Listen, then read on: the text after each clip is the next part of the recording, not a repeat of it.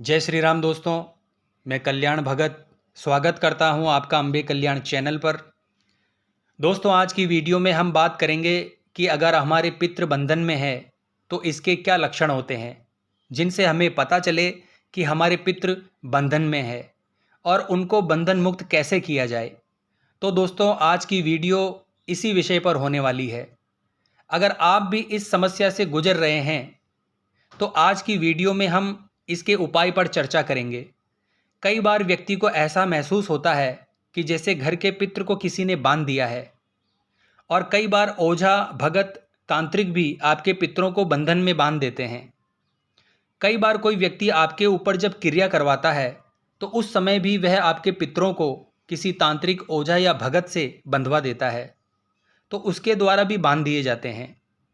कुछ हमारी गलतियों के कारण भी बंधन पड़ जाता है। दोस्तों, अगर घर में पितरों की कृपा होती है तो घर में कोई भी नकारात्मक ऊर्जा का प्रवेश होना असंभव है, क्योंकि वह घर पितरों का है।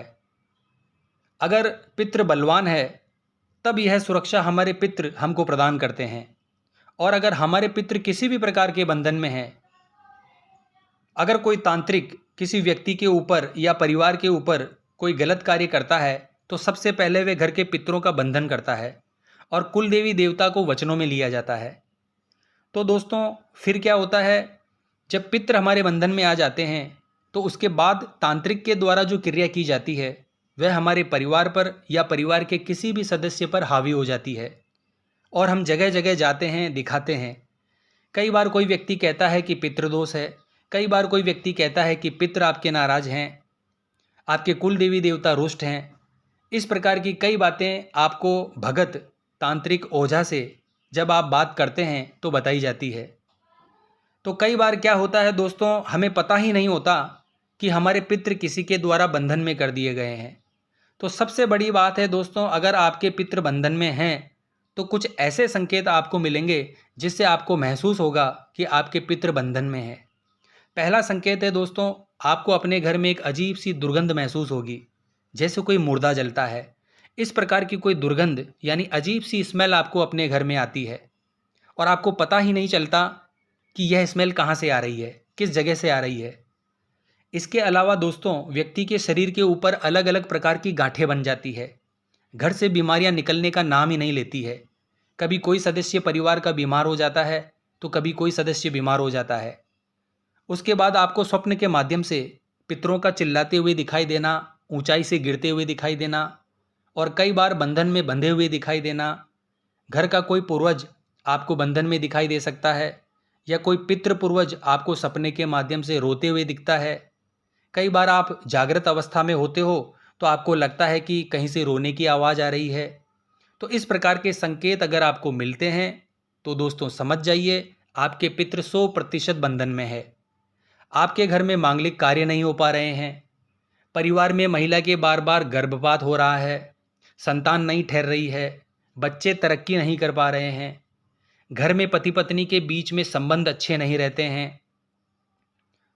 तो दोस्तों, अगर ऐसा है तो समझ जाइए पितरों के ऊपर कहीं ना कहीं बंधन है या गलती से आपके बुजुर्गों के द्वारा ही बंधन हो चुका है। यह बंधन कैसे होता है? यह बंधन ऐसे होता है दोस्तों कि मान लीजिए हमारे घर में कोई समस्या है और हम जगह जगह उस समस्या के निदान के लिए पूछने जाते हैं, यानी पूछा कराने जाते हैं।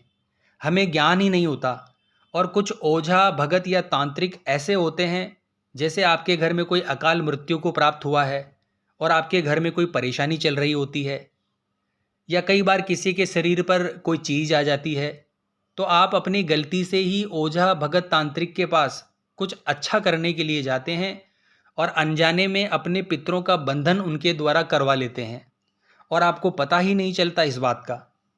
तो कई बार इस प्रकार की गलतियां भी हमारे बुजुर्गों के द्वारा हो जाती है और आप सोचते हैं कि हमारे घर से कोई प्रेत बाधा हट गई है, लेकिन प्रेत ज्यों के त्यों आपके घर में रहते हैं।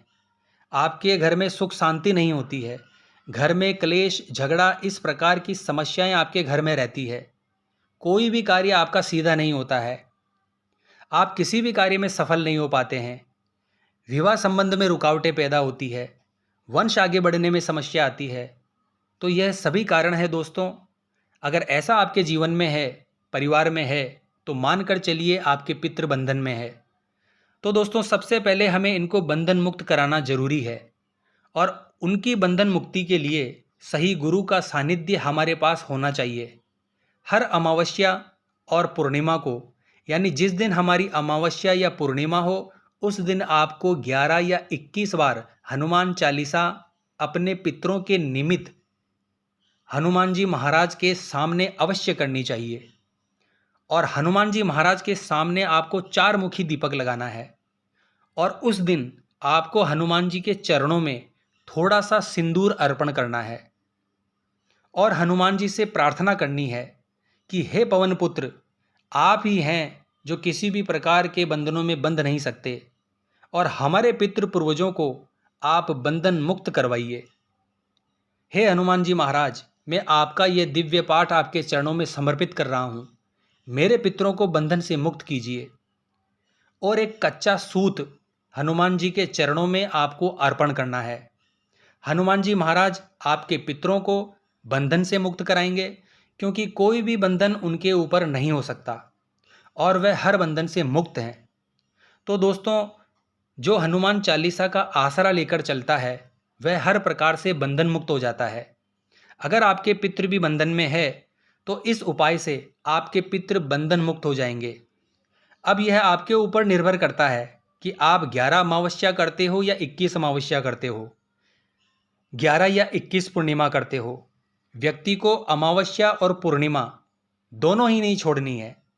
तो इस प्रकार से अपने पितरों को बंधन मुक्त करने के लिए आपको अमावस्या और पूनम को हनुमान जी महाराज की तस्वीर के आगे बैठकर 4 मुखी दीपक लगाकर एक जल का लोटा जिसमें तुलसी दल थोड़ा सा डाल दीजिए और 11 या 21 बार आपको हनुमान चालीसा का पाठ करना है। हनुमान जी के चरणों में सिंदूर अर्पित करनी है और एक कच्चा सूत आपको हनुमान जी के चरणों में अर्पित करना है और अपने पितरों को बंधन मुक्त करने के लिए उनसे प्रार्थना करनी है। आप देखेंगे दोस्तों, यह उपाय जब आप लगातार 21 अमावस्या और 21 पूनम करेंगे तो आपके पितृ बंधन मुक्त होकर आपके घर में प्रवेश करेंगे और आपके घर में सुख शांति ऐश्वर्य की प्राप्ति आपको होगी और आपके घर में फिर से खुशहाली लौट आएगी और आपके सभी अधूरे कार्य संपन्न होंगे। तो आशा करता हूँ यह उपाय आपके लिए बहुत उपयोगी साबित होगा। मिलते हैं नेक्स्ट वीडियो के माध्यम से। जय मां अम्बे, जय श्री कल्याण।